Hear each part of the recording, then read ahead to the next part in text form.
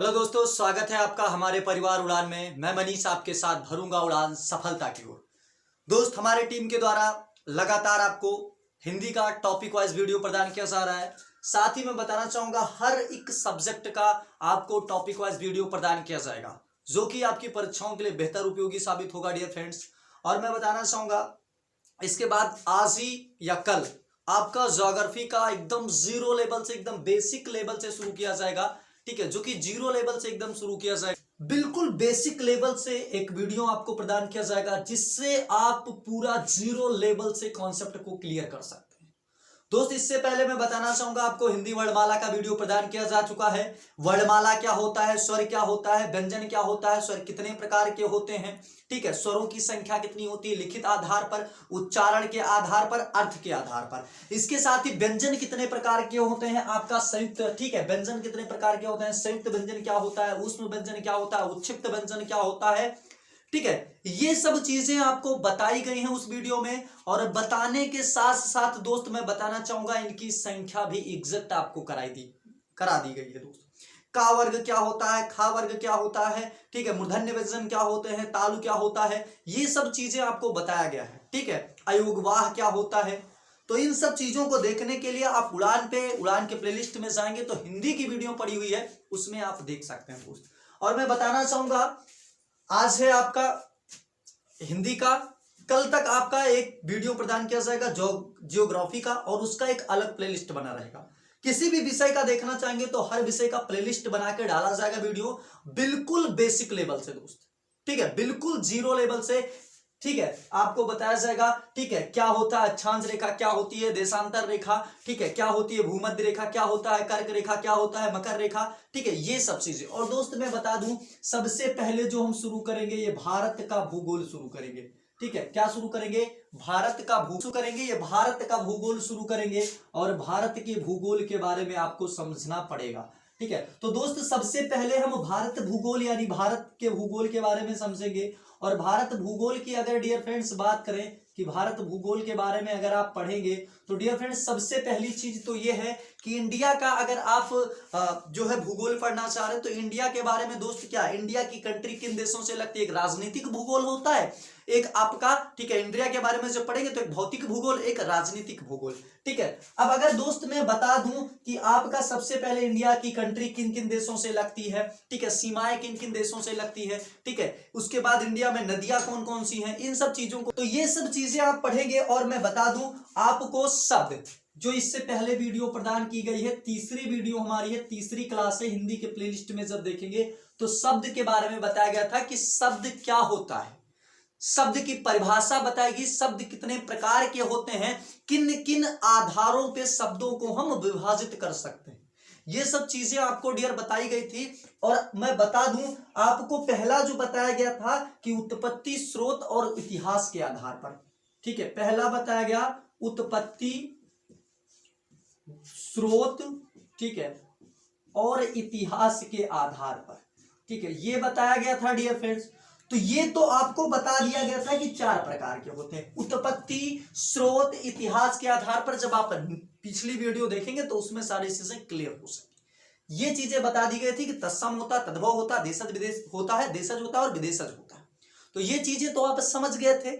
अब इसके बाद हमको बताना था दोस्त किसके आधार पर, वहीं से हम शुरू करेंगे। तो हेडिंग आप यहां शब्द डाल दीजिए और शब्द के बारे में आप पूरी तरीके से एक एक क्लास का हम कॉन्सेप्ट पूरी तरीके से क्लियर करा देंगे। क्योंकि दोस्त मैं बता दूं एक एक टॉपिक क्लियर कराई जाएगी।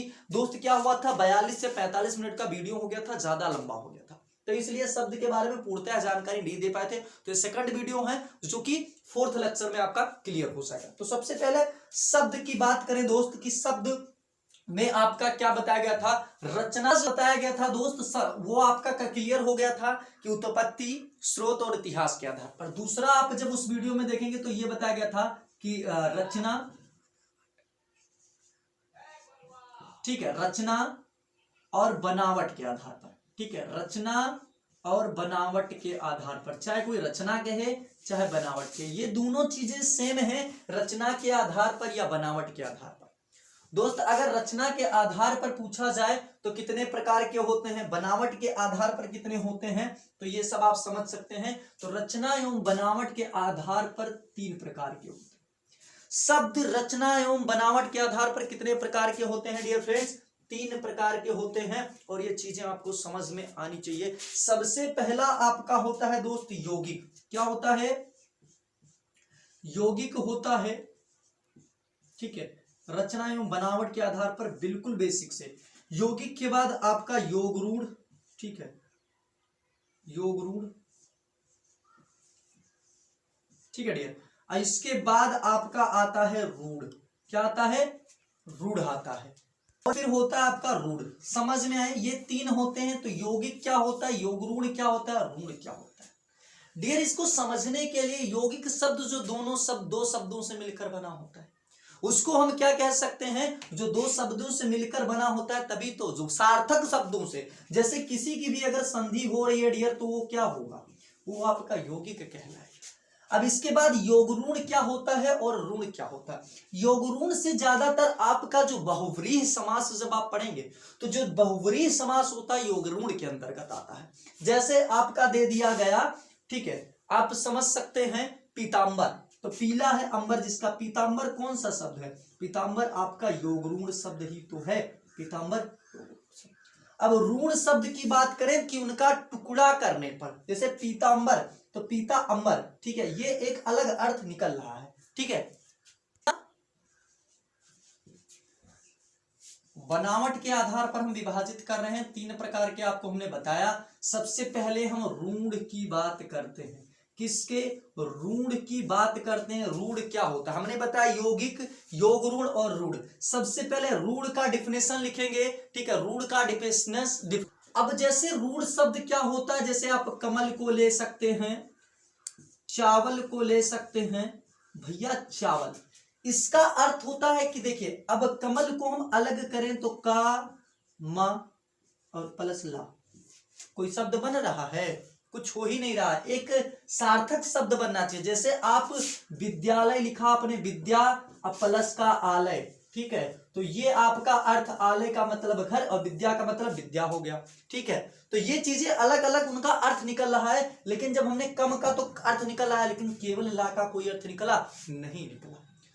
तो दोस्त ये आप लिख सकते हैं कि क्या, ठीक है, ऐसे आप चावल का देख लीजिए, तो चाव प्लस, ठीक है, ला लिखेंगे, तो भैया ला का एक ये बन सकता है, एक बन सकता है चा प्लस वल, ठीक है, तो वल का कोई शब्द निकलता है, कोई अर्थ नहीं निकलता।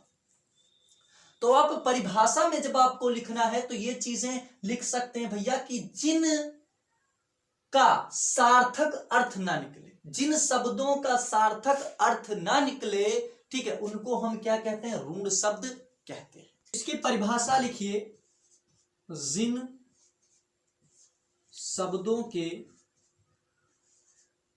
ठीक है, क्या लिख सकते हैं, जिन शब्दों के सार्थक खंड ना हो सके, ठीक है डियर, सार्थक खंड ना हो सके,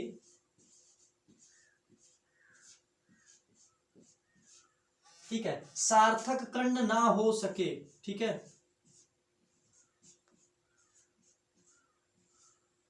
जिन शब्दों के, ठीक है, जिन शब्दों के सार्थक खंड ना हो सके उन्हें हम क्या कहेंगे दोस्त, ना हो सके, ठीक। ये चीजें समझ में आ गई। जिन शब्दों के सार्थक खंड, जैसे हमने लिखा कमल, तो भैया कमल का कोई सार्थक खंड करके दिखाए तो नहीं हो सकता है, तो इसलिए ये क्या है, ये आपका ऋण शब्द है। यही तो पहचानना है आपको कि ऋण क्या होता है। तो जिन शब्दों के सार्थक खंड ना हो सके, ठीक है, इस ना पर ज्यादा ध्यान देना, फोकस करना कि ना हो सके, उसे हम क्या कहेंगे, ऋण शब्द।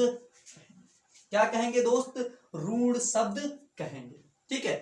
या आप लिख सकते हैं, लिख सकते हैं और ये भी लिख सकते हैं कि जो अन्य शब्दों के मेल से ना बने हों, जो अन्य शब्दों के मेल से ना बने हों, जो अन्य शब्दों के मेल से ना बने हों, मेल से ना बने हों, ठीक है, बने हों, उससे भी हम क्या कहते हैं, ऋण शब्द कहते हैं, ठीक है, यहाँ ऋण लिख दीजिए, ऋण भैया देखो ऋण केजी पहली वाली मामला हो जाएगा।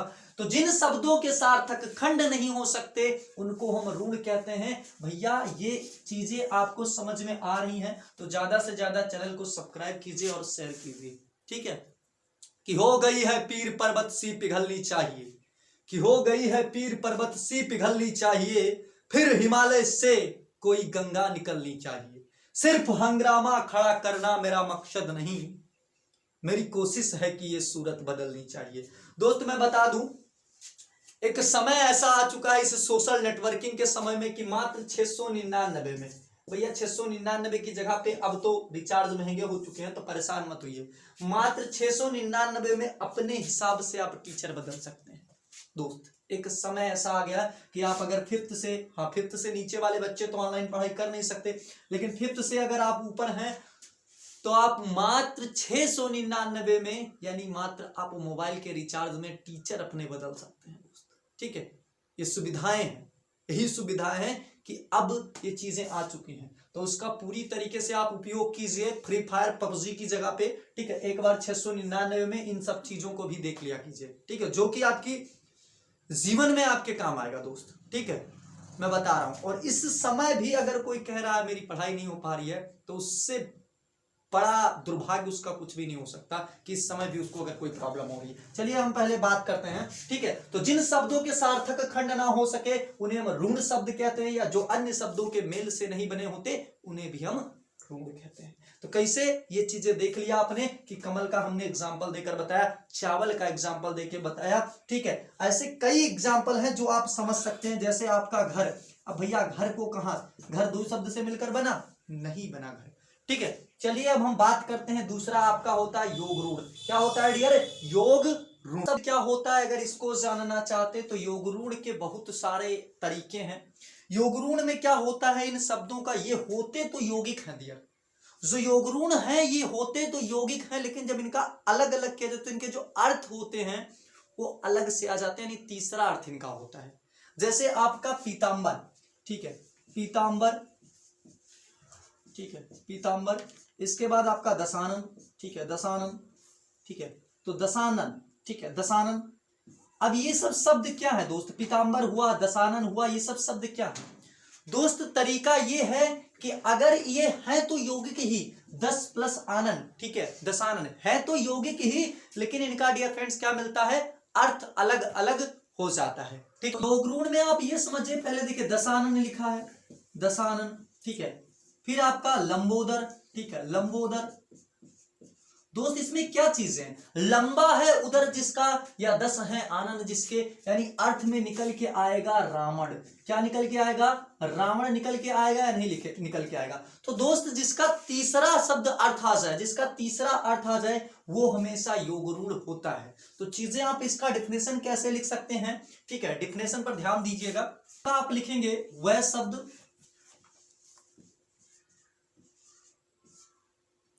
जो अलग होने के पश्चात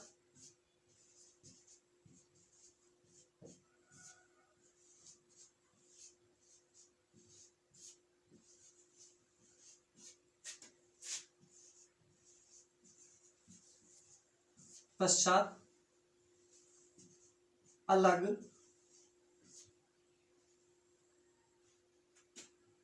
ठीक है अर्थ दें, अर्थ दें, उन्हें हम क्या कहते हैं दोस्त? योग ऋण शब्द कहते हैं। क्या कहते हैं? योग ऋण शब्द कहते हैं। ठीक, ये परिभाषा आपकी हो गई फर्स्ट परिभाषा, कि वह शब्द जो अलग होने के पश्चात अलग अर्थ देते हैं, यानी ऋण शब्द, ऋण अर्थ दे देते हैं। ऋण का मतलब क्या होता है? अलग अर्थ भैया दे दिया, तो क्या कहलाते हैं? योग ऋण शब्द कहलाते हैं। और भी आप लिख सकते हैं, ठीक है दोस्त, और भी आप लिख सकते हैं कि वह शब्द जो यौगिक होते हुए भी, ठीक है, जो यौगिक होते हुए भी क्या कहलाते हैं? अर्थ को अलग कर देते हैं। तो यह आपका हो गया, लिख सकते हैं। ठीक है, और दूसरा भी एक और परिभाषा है कि वह शब्द जो यौगिक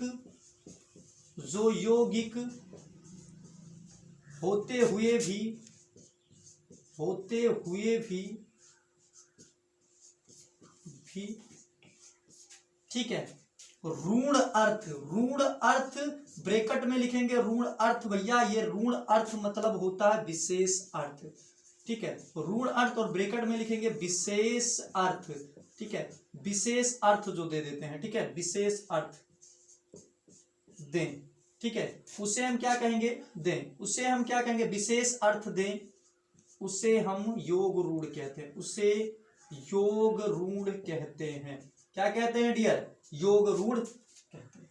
तो दो परिभाषाएं हमने लिखाई, दोनों आप समझ सकते हैं कि वह शब्द जो यौगिक होते हुए भी, ठीक है, ऋण अर्थ देते हैं यानी विशेष अर्थ देते हैं। जैसे आप समझ दीजिए, जब मैंने लिखा दशानन, ठीक है, तो दशानन था, दशानन शब्द, इसका अर्थ क्या निकल रहा है, तीसरा अर्थ निकल रहा है रावण। 10 है आनन, देखो है 10, 10 है आनन, जिसके 10 आनन, 10 प्लस आनन बराबर दशानन।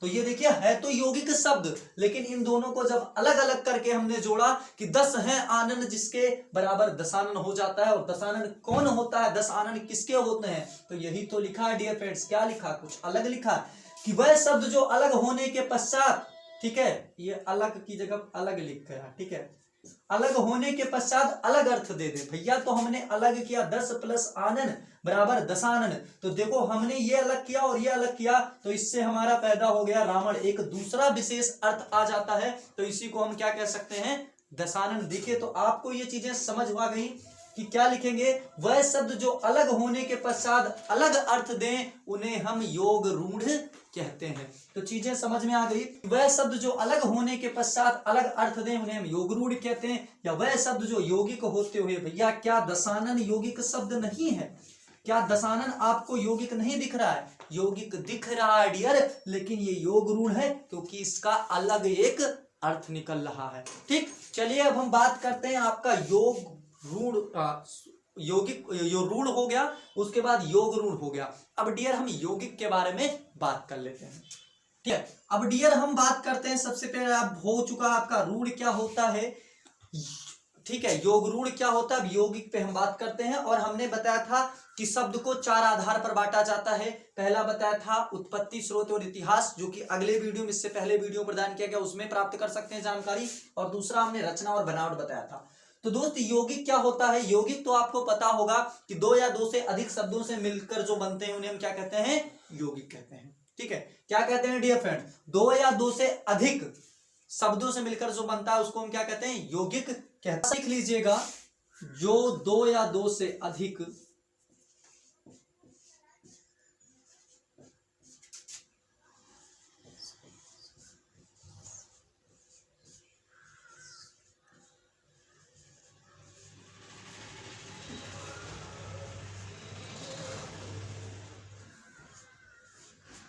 शब्दों से मिलकर बनते हैं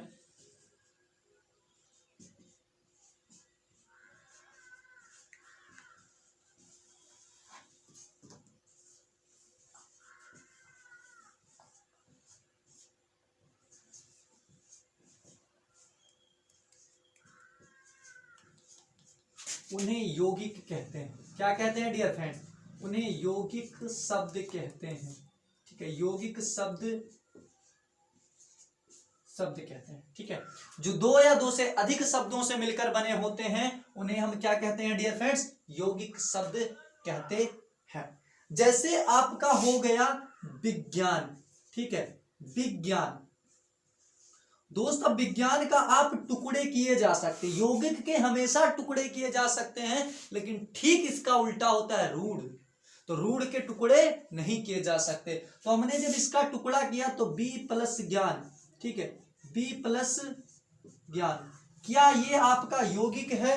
जो बी प्लस ज्ञान लिखा है, क्या आपका ये यौगिक है, ठीक है। अगर आपको पता होना चाहिए, ठीक है, कि बी प्लस विज्ञान भी आपका क्या होता है दोस्त, यौगिक शब्द होता है, क्योंकि बी प्लस ज्ञान उसका अलग अलग क्या हो रहा है, खंड हो रहे हैं। अब जैसे विद्यालय तो विद्या प्लस आलय, इसका भी हो रहा है। जैसे सामाजिक तो समाज प्लस इक बराबर सामाजिक, जिसका संधि हो सकता है वो आपका यौगिक के अंतर्गत आता है। लेकिन एक कॉन्सेप्ट का क्लियर रखना है आपको कि उसका तीसरा अर्थ ना निकलता हो। दोस्त अगर तीसरा अर्थ निकल गया तो आपका योग ऋण हो जाएगा। क्या हो जाएगा दोस्त, योग ऋण हो जाएगा। ठीक है, जो योग रूढ़ में सारे यौगिक ही होते हैं, ठीक है, ज्यादातर यौगिक ही होते हैं, लेकिन वो तीसरे अर्थ प्रकट कर रहे हैं जिसकी वजह से आपका योग रूढ़ हो जाता है। तो दोस्त कभी भी परीक्षाओं में जाते हैं तो आपको कॉन्सेप्ट में कहाँ प्रॉब्लम होती है, यौगिक और योग रूढ़ में ज्यादा प्रॉब्लम होती है। क्योंकि अगर आपका रूढ़ की बात करें तो उसको तो आपको पता है कि सार्थक खंड नहीं होंगे तो हमारा रूढ़ होगा, लेकिन ये क्या मामला पड़ जाता है, दशानन। आपने जब दशानन को चेक किया तो 10 प्लस आनन बराबर दशानन, तो हमने देखा कि 10 और प्लस का आनन लिखते हैं भैया, ये तो शब्द टूट रहा है और एक सार्थक शब्द बन भी रहा है भैया, 10 आनन में मुख होता है यानी 10 मुख। लेकिन ये चीजें आपको पता होनी चाहिए कि तीसरा अर्थ ना प्रकट करे। अगर तीसरा अर्थ प्रकट कर रहा है तो योग रूढ़ हो जाएगा, नहीं अगर नहीं प्रकट कर रहा है तो आपका यौगिक ही होगा। जैसे विद्यालय, तो विद्या और प्लस आलय, विद्या का मतलब वही ज्ञान होता है विद्या, ठीक है, और आलय का मतलब घर होता है। लेकिन इन शब्दों से जब इनको हमने तोड़ा तो क्या कोई तीसरा अर्थ प्रकट हो रहा है, नहीं हो रहा है। ठीक, तो ये चीजें आप समझ सकते हैं। तो दोस्त सबसे पहले आपने क्लियर किया आज रचना एवं बनावट के आधार पर कि रूढ़ क्या होता है, योग रूढ़ क्या होता है, बिल्कुल बेसिक से बताया जा रहा है। और मैं बता दूं कि ज्योग्राफी की आपकी मास्टर क्लास आने वाली है, जो कि आप कोई भी परीक्षा की तैयारी कर रहे हैं सभी परीक्षाओं के लिए बेहतर और बेहतरीन तरीके से तैयार की गई है दोस्त। ठीक है, ज्योग्राफी के बाद आपकी हिस्ट्री की आएगी, जो कि आपकी, ठीक है, या तो मॉडर्न हिस्ट्री से शुरू किया जाएगा या तो आपका, ठीक है, मध्यकालीन इतिहास से, या तो प्राचीन इतिहास से, या तो आपका आधुनिक इतिहास से। ठीक है, तो आप लोग कमेंट बॉक्स में दीजिए जहां से एकदम जीरो लेवल से एक एक कॉन्सेप्ट क्लियर कराया जाएगा दोस्तों। ठीक है, तो रचना एवं बनावट के आधार पर हो गया, ये दूसरा सीरीज था। अब तीसरे की बात करते हैं किसके आधार पर, तो रूप एवं प्रयोग के आधार पर दोस्तों। ठीक है, रूप एवं, तो अपने रचना और बनावट के आधार पर पहला हमने बांटा इतिहास, स्रोत और उत्पत्ति के आधार पर, उत्पत्ति, स्रोत एवं इतिहास के आधार पर शब्द को बांटा, फिर हमने रचना और बनावट के आधार पर बांटा। अब हम बांटेंगे रूप के आधार पर। दोस्त किसके आधार पर बांटेंगे, रूप के आधार पर बांटेंगे, रूप एवं प्रयोग के आधार पर। तो आप हेडिंग अब डालिएगा रूप एवं प्रयोग के आधार पर। ठीक है, रूप, ठीक है, प्रयोग के आधार पर एक एक चीजें कॉन्सेप्ट क्लियर हो जाएंगी प्रयोग के आधार पर। ठीक है, आधार पर। ठीक है, तो रूप एवं प्रयोग के आधार पर आपको क्लियर करना है। के आधार पर दो प्रकार के होते हैं दोस्त, रूप और प्रयोग के आधार पर कितने प्रकार के होते हैं दोस्त, दो प्रकार के। पहला होता है आपका विकारी शब्द, क्या होता है डियर फ्रेंड्स, विकारी शब्द होता है। ठीक है, और दूसरे की बात करें तो होता है अविकारी। ठीक है, अविकारी, समझ में आ गई इतनी चीजें, अविकारी। ठीक है, विकारी शब्द होता है, दूसरा होता है अविकारी शब्द। ठीक है, अविकारी शब्द। तो रूप एवं आधार प्रयोग के आधार पर मैं आपको बता रहा हूं, पहला होता है विकारी शब्द और दूसरा होता है अविकारी शब्द। तो इसको बहुत बेसिक से समझना भैया। ये विकारी क्या होता है, जो लिंग, वचन, ठीक है, और क्रिया के अनुसार बदल जाए वो क्या होगा, विकारी होगा। और जो लिंग, वचन एवं क्रिया के आधार पर ना बदले भाई साहब, उसको हम कहेंगे अविकारी शब्द। ठीक है, यानी जब लिंग चेंज करें, जैसे सीता बाजार जा रही है, ठीक है, तो सीता की जगह पे जब हम राम कर दें तो कुछ चीजें चेंज हो जाती हैं, उसको हम कहते हैं विकारी शब्द। लेकिन अगर कुछ भी चेंजेस ना हो उन शब्दों में तो वो आपका होगा अविकारी शब्द। तो ये चीजें बिल्कुल कॉन्सेप्ट से समझिएगा। चलिए हम सबसे पहले बात कर लेते हैं विकारी शब्दों के बारे में। तो हेडिंग डालिएगा विकारी। विकारियों की संख्या पूछी जाए भैया, भिखारियों की नहीं, विकारियों की बात की जा रही है। विकारियों की संख्या पूछी जाए कि कितनी होती है, तो भैया 4 होती है। पहला होता है आपका संज्ञा। ठीक है, सबसे पहले तो क्या होता है इसकी परिभाषा, विकारी की परिभाषा आप लिखिएगा कि विकारी की परिभाषा क्या, वह शब्द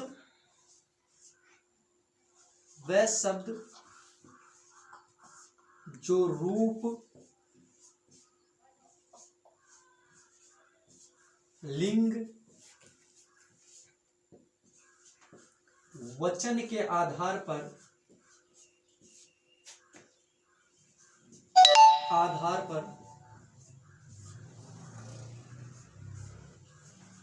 बदल जाए।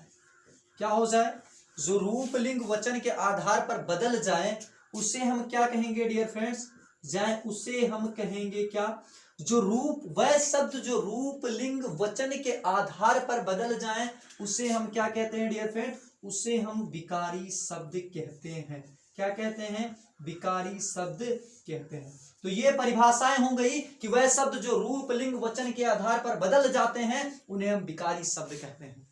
ठीक, अब विकारियों की संख्या क्या होती है? तो पहली होती है संज्ञा। ठीक है, हिंदी इतनी आसान नहीं है। दूसरा आपका सर्वनाम। ठीक है, आसान बनाना है आपको तो पढ़ सकते हैं। ठीक है, इसके बाद विशेषण। ठीक है, अब विशेषण के बाद बात करें तो क्रिया। तो ये चीजें आपको पढ़नी है विकारी के अंदर। पहला संज्ञा, दूसरा सर्वनाम, फिर विशेषण, फिर क्रिया। तो वह शब्द जो रूप लिंग वचन के आधार पर बदल जाए उन्हें हम क्या कहते हैं? विकारी शब्द कहते हैं। अब चलिए इसके बाद हम कॉन्सेप्ट वाइज संज्ञा, सर्वनाम और विशेषण के बारे में बात कर लेते हैं। विशेष समझ जाइएगा। जैसे आपका है पहला शब्द में बोलता हूं लड़का पढ़ रहा है। क्या दिया गया? लड़का पढ़ रहा है। हमने बताया संज्ञा में परिवर्तन करना है। लड़का पढ़ रहा है। ठीक है, लड़का पढ़, ठीक है, रहा है। ठीक, पढ़ रहा। समझिए, हमने बताया लिंग वचन और क्रिया के आधार पर। सबसे पहले लड़का पढ़ रहा है डियर फ्रेंड्स, ये शब्द था। हम इसको क्या कर सकते हैं, यानी इसमें फिट कर सकते हैं कुछ चीजें। हमने कर दिया लड़की पढ़ रही है। ठीक है, लड़की, ठीक है, लड़की पढ़ रही है। ठीक है, क्या लिख दिया? लड़की पढ़ रही है। दोस्त यहाँ रहा पे कुछ अंतर आ गया ना, परिवर्तन हो गया। ठीक है, क्या हो गया? परिवर्तन हो गया। ठीक है, तो परिवर्तन हो जाए उसी को तो क्या कहते हैं? ठीक है, विकारी कहते हैं। परिवर्तन हो जाए तो लड़की पढ़ रही है। ठीक, इसमें हमने किसका? ये लिंग हो गया। लिंग का परिवर्तन हमने करके देखा। अब इसके बाद वचन का परिवर्तन करेंगे तो हो जाएगा लड़के पढ़। ठीक है, क्या लिखेंगे? लड़के पढ़ रहे हैं। लड़के पढ़ रहे हैं। ठीक है, रहे हैं। दोस्त चेंजेस आ रहे हैं ना। अगर हमने यहाँ लड़के किया तो यहाँ रहे हो गए, लेकिन परिवर्तन हुए उसी को तो हम कहते हैं जो लिंग वचन क्रिया के आधार पर बदल जाए। तो बदल जात रहे हैं या नहीं बदल जा रहे हैं? आपको दिख रहा होगा कि साफ साफ बदल जा रहे हैं, तो इसी को विकारी शब्द कहते हैं। अब देखिए संज्ञा क्या होता है, सर्वनाम क्या होता है और विशेषण क्या होता है। ठीक है, इन सब के उदाहरण आप समझ लीजिए। इधर देखिए, पहले संज्ञा क्या होता है। ठीक है, परिभाषा नहीं लिखा सकते क्योंकि समय कम है दोस्त। सर्वनाम क्या होता है और विशेषण क्या होता है। ठीक है, और विशेष क्या होता है ये सब भी आपको पता होना चाहिए। विशेषण विशेष कभी जब वीडियो बनेगी तो वो भी आप जान जाएंगे। ठीक है, और क्रिया क्या होती है। ठीक है, क्या करते हैं तो कोई नाम वगैरह होता है। ठीक है, यही तो आप जानते हैं। किसी व्यक्ति विशेष या स्थान के नाम को क्या कहते हैं? संज्ञा कहते हैं। तो जैसे आपका राम, श्याम, कुछ भी हो चुका, आप कुछ भी लिख दीजिए, श्याम, ये सब चीजें होंगी। सर्वनाम क्या होता है भैया? जो नाम की जगह पे प्रयोग किया जाता है। जैसे राम बहुत तेज दौड़ता है। ठीक है, अब क्या कह देंगे? वह बहुत तेज दौड़ता है। आपके सामने खड़ा है। ठीक है, क्या कहेंगे? वह बहुत तेज, तो वह क्या हो जाएगा? ठीक है, अब कहेंगे जैसे कहते हैं कि मेरा नाम क्या है, तो मेरा नाम, तो मेरा शब्द क्या होता है दोस्त? जो मेरा लगता है ना, ये मेरा शब्द क्या होता है? जो नाम की जगह पे प्रयोग कर लिया जाता है आगे शब्द। ठीक है, सांकेतिक भाषा में उसको हम क्या कहते हैं? सर्वनाम कहते हैं। विशेषण क्या होता है दोस्त? घोड़ा बहुत तेज दौड़ता है। घोड़ा बहुत तेज दौड़ता है भैया, तो तेज क्या है? तेज भैया क्या है? विशेषण है। किसका विशेषण है? तो जिसकी विशेषता बताई जाती है उसको हम विशेष कहते हैं। तो भैया इसमें घोड़ा का बताया गया ना कि घोड़ा बहुत तेज दौड़ता है। घोड़ा इसमें विशेष ही हो जाएगा, विशेष ही हो जाएगा। और अगर बात करें विशेषण क्या हो जाएगा भैया? तेज हो जाएगा। क्या हो जाएगा? तेज हो जाएगा। तो इन सब चीजों के लिए विशेष विशेष का आपका एक अलग वीडियो प्रदान किया जाएगा। ठीक है, आप वेट कीजिए, हमारी 6 बजे डेली वीडियो अपलोड होगी। अगर किसी कारण बस नहीं अपलोड हो पाएगी तो आपको नोटिफिकेशन बता दिया जाएगा। और डेली मैं बताऊं दोस्त, आपकी टॉपिक वाइज हर एक चैप्टर का 10th तक तो आपका अपलोड ही किया जाएगा। बाकी मास्टर क्लास हर एक विषय का आपका अपलोड कराया जाएगा। ठीक है, बिल्कुल आप परेशान मत होइए। ठीक, तो विशेष से आपको समझ में आ गया। अब घोड़ा बहुत तेज दौड़ता है भैया, बहुत तेज, तेज तो इसका विशेषण हो गया भाई साहब। अब बहुत क्या हो जाएगा? तो वो हो जाएगा पर विशेषण। जो विशेषण के ऊपर चढ़ जाए उसको हम कहते हैं पर विशेषण। क्रिया क्या होती है? क्रिया नहीं जानते तो कुछ नहीं जानते, काम करना ही क्रिया। जैसे राम काम कर रहा है, राम खेल रहा है, खेलना, रोना, सोना, धोना, ये सब क्रिया ही है। ठीक, तो ये चीजें समझ में आ गई कि विकारी शब्द कितने प्रकार के, भैया 4 प्रकार के। अब चलिए अविकारी के बारे में बात कर लेते हैं। की बात करते हैं दोस्त। विकारी में संज्ञा, सर्वनाम, ठीक है, हमने बताया था संज्ञा, सर्वनाम, विशेषण और क्रिया। तो संज्ञा के बारे में दोस्त बताने को तो बहुत सारे हैं, संज्ञा के प्रकार वगैरह हम बता सकते हैं, लेकिन वीडियो बहुत लंबी हो जाएगी। और बेसिक से संज्ञा, सर्वनाम और विशेषण का जब आपका क्लास चलेगा उसमें पूरी तरीके से बताया जाएगा। संज्ञा क्या होता है, सर्वनाम क्या होता है, ठीक है, और सर्वनाम की संख्या कितनी होती है, विशेषण क्या होता है और विशेष क्या होता है, ये सब चीजें आपको दोस्त बताई जाएंगी, ठीक है। अभी के लिए मैं आपकी परीक्षाओं के लिए जरूरी जो चीजें वो मैं बता दे रहा हूँ। क्रिया के कुछ मैं तरीके बता दे रहा हूँ, जैसे क्रिया में आपका क्वेश्चन पूछा जाता है ज्यादातर, ठीक है। तो क्रिया के बारे में आप समझ लीजिएगा, ठीक है। क्रिया की बात करें दोस्त, ठीक है, तो जिससे कार्य होने का बोध होता है उसे हम क्या कहेंगे, तो लिख सकते हैं जिससे कार्य होने का, थोड़ा फास्ट में लिखवा रहा हूं, जिससे कार्य होने का बोध होता है, ठीक है। क्या होता है दोस्त, जिससे कार्य होने का बोध होता है उससे क्रिया कहते हैं, लिख लेंगे, क्रिया कहते हैं, ठीक है। जिससे कार्य होने का बोध होता है उसे हम क्या कहते हैं, क्रिया कहते हैं। अब देखिए भैया, क्रिया के आधार पर, अर्थ के आधार पर क्रिया के भेद लिखेंगे, क्या, अर्थ के आधार पर क्रिया के भेद। दोस्त देखिए वीडियो बहुत लंबी हो जाएगी, इसलिए मैं बहुत ज्यादा काट के पढ़ा रहा हूँ, ठीक है। ये सब चीजें मैं एक जब क्रिया आपका चलाया जाएगा, आपके बताए जाएंगे संज्ञा, सर्वनाम, ठीक है, तो वो आपके बता दिए जाएंगे। अर्थ के आधार पर क्रिया की बात करें तो दोस्त जैसे आपका प्रेरणार्थक क्रिया क्या होता है, सबसे पहले प्रेरणार्थक क्रिया क्या होता है भैया, प्रेरणार्थक क्रिया अगर आपको पता है तो क्वेश्चन पूछा जाता है प्रेरणार्थक क्रिया में, ठीक है। प्रेरणार्थक क्रिया, ठीक है, प्रेरणार्थक क्रिया की बात अगर बात करें, ठीक है, प्रेरणार्थक क्रिया की बात करें, यौगिक क्रिया, दोस्त यौगिक क्रिया क्या होती है ये भी पता होना चाहिए कि यौगिक क्रिया क्या होती है। डियर, यौगिक क्रिया क्या होती है, यौगिक क्रिया के बाद आपका क्या होता है, नाम धातु क्रिया, नाम धातु क्रिया क्या होती है ये भी आपको पता होनी चाहिए। तो इन सब पे हम बात कर लेते हैं। प्रेरणार्थक क्या भैया, जो प्रेरणा, जैसे लिख है नाम धातु क्रिया, और लिख से बन गया लिखवाना, ठीक है, लिखवाना, ठीक है। तो लिखवाना क्या है, प्रेरणार्थक क्रिया है। यौगिक क्रिया क्या होती है ये सब चीजें हम बताएंगे, बिल्कुल आप शांति से केवल वीडियो को देखते रहिए, ठीक। फ्रेंड्स अगर बात करेंगे, सबसे पहले हमने बात किया कि अर्थ के आधार पर आपको बताया गया, ठीक है, यौगिक होता है, प्रेरणार्थक क्रिया होता है और नाम धातु क्रिया होती है, ठीक। सबसे पहले हम प्रेरणार्थक क्रिया की बात करते हैं, ठीक है, और डिफिनेशन आप देख लेंगे। ये क्यों डिफिनेशन लिखा गया, क्योंकि वीडियो काफी लंबी हो चुकी है, हमारी 50 मिनट की वीडियो होती है। हमने इससे पहले संज्ञा के बारे में विस्तृत जानकारी देना छोड़ दिया, ठीक है, कितने प्रकार के होते हैं ये सब चीजें, उनके बारे में डिफिनेशन उनका छोड़ दिया, क्योंकि क्योंकि ये मैं आज शब्द पढ़ा रहा हूं, ठीक है। जब शब्द से आगे निकलूंगा तो उसमें आपको सारी चीजें बता दी जाएंगी, संज्ञा, सर्वनाम, ठीक है, और विशेषण भी पूरी तरीके से एकदम। लेकिन क्रिया आपके परीक्षाओं के लिए जरूरी, इसलिए मैं बता दे रहा हूं। देखिए सबसे पहले मैंने बताया ये होता प्रेरणार्थक क्रिया। जब किसी वाक्य में ऐसी क्रिया आए जो कर्ता के लिए प्रयोग में ना आकर कर्ता जिसको प्रेरित करके कार्य कराता है उसके लिए आए, तो उसे हम प्रेरणार्थक क्रिया कहते हैं। चीजें सर समझ में नहीं आई, क्या है ये लिखा, एक बार फिर से पढ़ रहे हैं। जब किसी वाक्य में ऐसी क्रिया आए जो कर्ता के लिए प्रयोग में ना आकर कर्ता जिसको प्रेरित करके कार्य कराता है उसके लिए आए, ठीक है, उसके लिए आए, तो उसे हम प्रेरणार्थक क्रिया कहते हैं। सर समझ में नहीं आ रहा तो एक बार बेहतरीन तरीके से ध्यान दीजिए, सारी चीजें आपको एकदम रट जाएंगी। जैसे एग्जाम्पल आप देख लेंगे प्रेरणार्थक क्रिया की, जैसे, ठीक है, लिखाना या लिखवाना, ठीक है। तो लिखवाना शब्द किसके लिए उपयोग किया जाता है, लिखवाना, ठीक है, लिखवाना, ठीक है, लिखवाना या लिखाना, ठीक है, लिखाना, पढ़ाना या पढ़वाना, ठीक है, पढ़वाना। दोस्त पढ़वाना शब्द या लिखाना शब्द या लिखवाना शब्द ये आपको दिख रहे हैं, ये प्रेरणार्थक क्रिया। जैसे राम रोहन से लिखवा रहा है, ठीक है, क्या कह रहा है, राम रोहन से लिखवा रहा है, ठीक है, या पढ़वा रहा है या हंसा रहा है या, ठीक है। तो ये सब चीज क्या है, राम मोहन से लिखवा रहा है, तो कर्ता राम है, मोहन से लिखवा रहा है, ठीक है, या पेन से लिखवा रहा है या पेंसिल से लिखवा रहा है, ठीक है, सीता पेंसिल से लिखवाना, सीता पेंसिल से लिखवाना, पेंसिल से लिखवाना। तो दोस्त इसमें आना और वाना शब्द जुड़ के नाम धातु क्रिया में आना या वाना शब्द जोड़ के हम प्रश्नार्थक क्रिया बनाते हैं।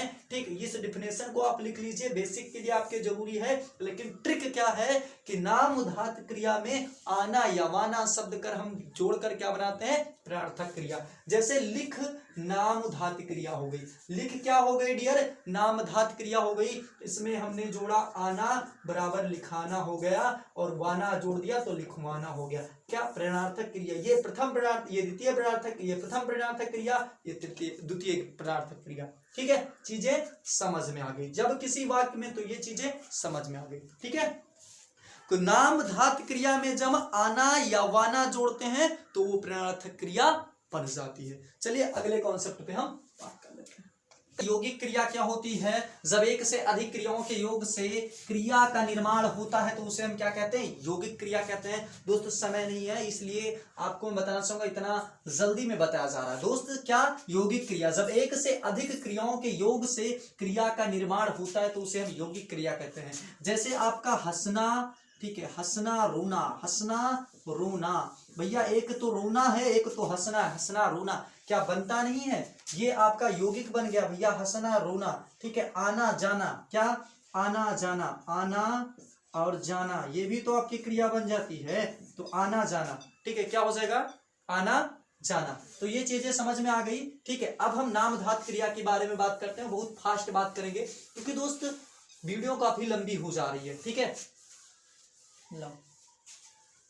ठीक दोस्त, मैं परिभाषा नहीं लिख रहा हूं क्योंकि बहुत ज्यादा समय हो जा रहा है। नाम धातु क्या होता है दोस्त, जब संज्ञा और सर्वनाम में हम क्या करते हैं, प्रत्यय जोड़ के, ठीक है, शब्द बनाते हैं तो उसको हम क्या कहते हैं, संज्ञा सर्वनाम में दोस्त क्या होता है, प्रत्यय जोड़कर जब हम क्रिया का निर्माण करते हैं तो उसे हम क्या कहते हैं, नाम धातु। जैसे आपका लिख, लिख क्या है, ये नाम धातु क्रिया है और इसमें हमने जोड़ दिया आना या वाना, प्लस का आना जोड़ दिया, वाना जोड़ दिया तो लिखवाना हो गया ना। तो ये नाम धातु क्रिया यही होती है, जो मोस्ट जो मेन होती है उसको नाम धातु क्रिया कहते हैं। इसके बाद सकर्मक और अकर्मक क्या होता है, सकर्मक क्रिया और अकर्मक क्रिया। सकर्मक क्रिया होती है जिस वाक्य में कोई कर्म आए वह सदैव सकर्मक क्रिया होती है। जैसे, ठीक है, क्या हो चुका है, जैसे आपका दिया गया, ठीक है, क्रिया में देखिए सकर्मक, ठीक है, सकर्मक क्रिया में आप सबसे पहले समझेंगे कि सकर्मक क्रिया क्या होती है। दोस्त सकर्मक क्रिया की अगर बात करें, ठीक है, तो समझिए सबसे पहले, जैसे आपका दिया गया कि राम किताब पढ़ता है, राम किताब पढ़ता है, ठीक है, किताब पढ़ता है। दोस्त राम किताब पढ़ता है तो आप क्वेश्चंस कीजिए, क्या पढ़ता है, किताब पढ़ता है। ठीक, तो इसमें आ रहा है तो ये आपका क्या हो जाएगा, सकर्मक क्रिया हो जाएगा। ठीक है, जिसमें कर्म आए, ठीक है, क्या आ जाएगा, सकर्मक क्रिया हो जाएगा दोस्त। ठीक है, कर्म आए तो इसमें कर्म आ रहा है ना भैया, क्या पढ़ रहा है, किताब पढ़ रहा है। अब आपको दे दिया गया राम सो रहा है, क्या, राम सो रहा है, ठीक है, सो रहा है, ठीक है, सो रहा है। तो दोस्त इसमें जब क्वेश्चन आप पूछे कौन सो रहा है तो सीधा राम पे आ जाएगा। ठीक है, अब ये होता कि राम बेड पे सो रहा है तो बेड अगर बीच में आ जाता तो वो आपका हो जाता, जिसमें कर्म नहीं होता वो कर्मक क्रिया और सकर्मक क्रिया। अब दोस्त हम इसके बारे में बात कर चुके हैं, ठीक है, क्योंकि बहुत ज्यादा लंबा वीडियो हो जा रहा है। अब आगे चैप्टर पे हम बात कर लेते हैं। विकारी शब्द आप जान चुके हैं, ठीक है, फिर अकर्मक क्रिया हो चुका, ठीक है, सोती गाती ये सब चीजें हो गई। फिर सहायक क्रिया भी होती है, तो सहायक क्रिया, फिर पूर्वकालिक क्रिया, यानी क्या पूर्वकालिक क्रिया के बारे में भी मैं बता दे रहा हूं दोस्त। क्या हुआ, ठीक है, कि मेरे स्टेशन पहुंचने से पहले क्या हो गया, ठीक है, गाड़ी जा चुकी थी, तो गाड़ी जा चुकी थी, ये पूर्वकालिक क्रिया हो चुकी। द्विकर्मक क्रिया क्या होता है भैया, द्विकर्मक क्रिया भी आप जान जाएंगे, जैसे मांगना, पकाना, ये सब क्या है, ठीक है, मथना, ये सब क्या है, द्विकर्मक क्रिया है। ठीक है, ये सब चीजें, ले जाना, ये सब क्या है, द्विकर्मक क्रिया है। अब देखिए अगर बात करें संयुक्त क्रिया, तो संयुक्त क्रिया यानी साथ साथ दो काम करें उसको हम संयुक्त क्रिया कहते हैं। आकाश में चिड़िया उड़ रही है, ठीक है, उड़ा करती है, आकाश में चिड़िया उड़ा करती है, तो ये आपका क्या है, ये आपका संयुक्त क्रिया है भैया। आकाश, एक तो आकाश में उड़ रही है, उड़ा करती है, ठीक है, ये हम कभी विस्तृत बताएंगे। आज मैं बताना चाहूंगा, थोड़ा वीडियो को ज्यादा फास्ट में इसलिए करा रहा हूं क्योंकि दोस्त चल रहा आपका शब्द को मुझे क्लियर कराना। डालिए हेडिंग अभिकारी, ठीक है, अभिकारी,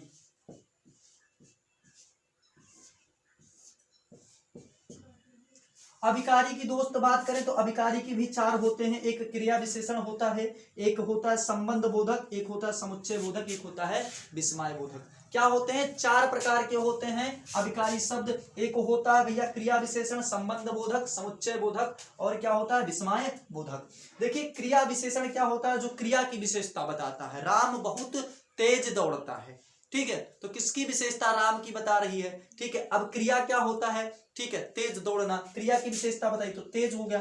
अब भैया संबंध बोधक क्या होता है? किसी के दोनों के बारे में संबंध जो बताया जाए, ठीक है। जैसे अमरूद बहुत मीठा है, ठीक है, मीठा है तो ये क्या है? ये विशेषण हो जाएगा। फिर समुच्चय बोधक जो जुड़ के बनते हैं, और विस्मय बोधक, ठीक है, विस्मय बोधक के बारे में तो आप जानेंगे ही, ठीक है। ठीक है दोस्तों, जिन शब्दों के लिंग वचन व कारक के आधार पर, ठीक है, कोई परिवर्तन नहीं होते, ठीक है, में परिवर्तन, ठीक है, जिन शब्दों के लिंग वचन व कारक के आधार पर या में, ठीक है, में कोई परिवर्तन नहीं होते, ठीक है, कोई परिवर्तन नहीं होते, ठीक है। यानी अगर आप लिंग में कोई चेंजेस कर रहे हैं, वचन में कोई चेंजेस कर रहे हैं या कारक में कोई चेंजेस कर रहे हैं तो इसमें कोई परिवर्तन नहीं होगा, जो अभिकारी शब्द होता, ठीक है। परिवर्तन नहीं होते, नहीं को ध्यान रखना है, होते उन्हें क्या कहते हैं भैया? अभिकारी शब्द कहते हैं। इनकी संख्या कितनी होती है दोस्त? तो इनकी संख्या मैं आपको बता दे रहा हूं, ठीक है, कितनी होती है। तो सबसे पहले बताया गया कि अभिकारी शब्द वह होते हैं जिनको लिंग वचन और कारक पर उनके कोई प्रभाव नहीं पड़ता, ठीक है। यानी लिंग चेंज कीजिए, कारक चेंज कीजिए, कुछ भी चेंज कीजिए। जैसे आप देख लीजिए, सबसे पहले हम संबंध बोधक का एक उदाहरण दे रहे हैं, ठीक है। जैसे आपका राम पेड़ पर बैठा है, राम पेड़ पर बैठा है, ठीक है, बैठा है, ठीक है दोस्त, राम पेड़ पर बैठा है। अब आपने राम की जगह पर कर दिया सीता पेड़ पर बैठी है, सीता पेड़ पर बैठी है। कोई चेंजेस हुआ इस पर पे? कोई चेंजेस नहीं, ठीक है। अब जैसे आपने दूसरा आप वचन चेंज करके देख लीजिए, ठीक है, लड़का पेड़ पर बैठा है, ठीक है, लड़का पेड़ पर बैठा है, इस पर पे कोई प्रभाव नहीं पड़ रहा। अब इसको आप वचन चेंज करेंगे, लड़के पेड़ पर बैठे हैं, क्या कोई परिवर्तन हो रहा? क्या कोई परिवर्तन हो रहा इस पर पे? नहीं हो रहा। तो वही तो मैंने बताया कि अभिकारी जो शब्द होते हैं, ठीक है, ये जो आपके अभिकारी इसको कहते हैं अव्यय, अव्यय कहते हैं, ठीक है। तो देखिए पर क्या है? अव्यय है, ठीक है, पर क्या है? आपका अव्यय है, इस पे कोई नहीं पड़ेगा प्रभाव। अच्छा, ठीक है, ये सब क्या है? इस पे कोई प्रभाव आपका नहीं पड़ेगा, जैसे परंतु, लेकिन ये सब चीजें हैं, ठीक है। आप देखिए फिर क्रिया विशेषण की बात करते हैं, इसके भी एग्जाम्पल लाते हो। तो आज ये आजकल शब्द क्या है? ये भैया अभिकारी शब्द है।